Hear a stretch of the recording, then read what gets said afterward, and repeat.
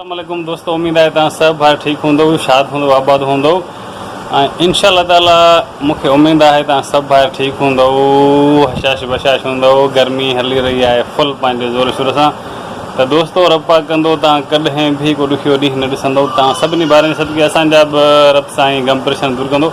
दोस्तों ॿ ॾींहं मां वीडियो अपलोड न करे सघियुमि, हुनजी मेन वजह इहा हुई त हुयुमि पूरा ॿ ॾींहं वापडारनि जे पोयां।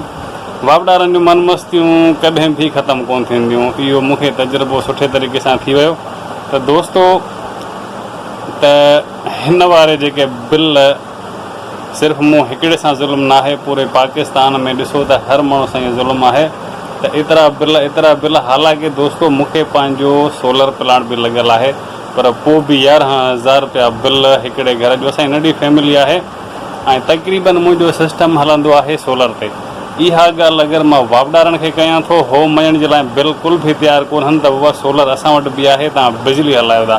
त दोस्तों अॼु मां तव्हांखे ॾेखारींदुमि त मुंहिंजो सोलर सिस्टम तव्हां ॾिसो त इहो मुंहिंजो सिस्टम छा छा हलाए सघे थो, कहिड़ा कहिड़ा कम करे सघे थो।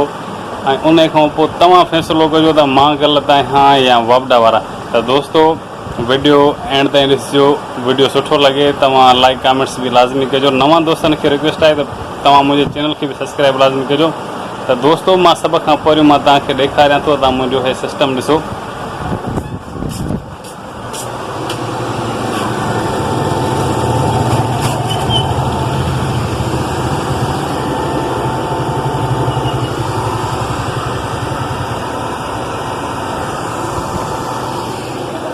त दोस्तों तव्हां ॾिठो ही मूं वटि 2.2 kV जो इन्वर्टर लॻियल आहे, जेको फ्रिज हुजे, पखा हुजनि। हे पखो तव्हां ॾिसो, पखो हली रहियो आहे। उन खां बाद में तव्हांखे मां ॾेखारियां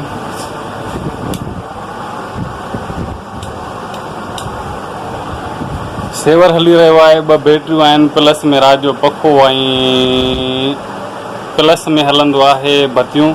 त इन खां बाद में भी एतिरो बिल, असांजो ट्रांसफॉर्म असांजे घर खां तक़रीबन 1/2 किलोमीटर परे आहे। उन खां 1/2 किलोमीटर में तव्हां तारुनि जी कंडीशन ॾिसंदो त अहिड़ी ख़राबु, अहिड़े तरीक़े सां विचड़ियल आहिनि जो असांखे ख़बर ई कान थी पई त असांजी तार आख़िर आहे कहिड़ी। दाऊं करे करे थकिजी पिया आहियूं त उहा अलॻि करे ॾियो, चवनि त बसि सिस्टम ई न हलंदो। अजीब चकर आहे, अजीब पंहिंजी हिकिड़ी हिननि दुनिया ठाहे छॾी आहे। असांखे बेवकूफ़ बणाइनि था या छा थो थी सघे। दोस्तों बहरहाल हर हाल में असां त ख़ैर तव्हांखे मां ॿुधायां त हिन दौर में जेको सफ़ा सिधो माण्हू आहे या सच ते या कंहिं बि क़िस्म जी काई बि बेईमानी नथो करे, त उन खे पोइते धिगियो वञे थो, उन खे अॻिते कंहिं बि ॻाल्हाइण जो मौक़ो न ॾिनो वञे थो ऐं उन सां ई ज़ुल्म थिए थो। त दोस्तों बहरहाल हर कंहिंजो पंहिंजो पंहिंजो हिकु नज़रियो आहे, पंहिंजी पंहिंजी हिकु सोच आहे। बहरहाल अॼु जो इहो व्लॉग हुयो। इंशाअल्लाह नेक्स्ट टाइम मिलंदासीं कंहिं सुठे मौज़ूअ सां ऐं मिलंदासीं नेक्स्ट टाइम। पंहिंजो रखिजो तमामु घणो ख़्यालु ऐं मिलंदासीं इंशाअल्लाह ताला कंहिं सुठे व्लॉग सां। टेक केयर एंड अल्लाह हाफ़िज़।